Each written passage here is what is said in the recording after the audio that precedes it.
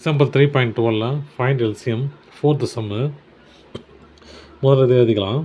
X cube minus 27 இல்லையா? இது எப்படி எழுதலாம்? எக்ஸ் கியூப் மைனஸ் 3 கியூப்னு எழுதலாம் இல்லையா?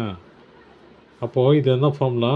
ஏ cube minus B cube equal to A minus B into A square plus AB plus B square இல்லையா? இப்போ நம்ம அதை மாதிரி ஃபார்மெட்டில் ஃபார்முலா கொண்டு வந்துடலாம்.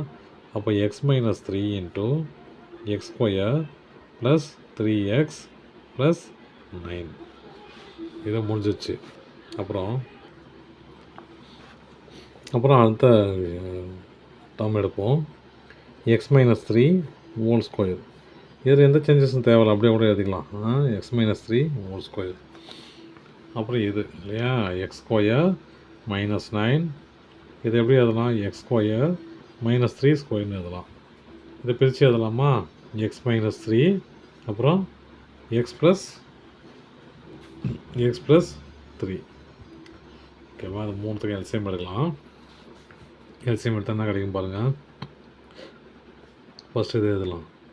எக்ஸ் மைனஸ் 3 இதில் காமன் டேர்மே இல்லை இல்லையா? அதனால் அப்படியே எழுதிக்கலாம். அப்புறம் X square plus 3x plus 9. இது எக்ஸ் மைனஸ் 3 ஹோல் ஸ்கொயரு. இது எக்ஸ் மைனஸ் 3 அப்புறம் எக்ஸ் ப்ளஸ் 3. ஓகேங்களா? ஒரு ஃபார்மேட் கிடச்சிச்சு.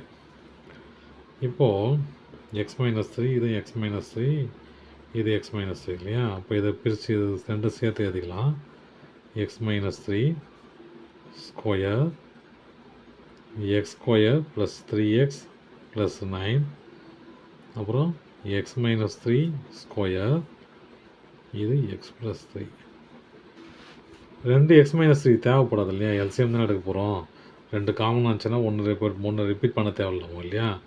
அப்போ X minus 3 whole square into X square plus 3x plus 9 அப்புறம் எக்ஸ் ப்ளஸ் 3.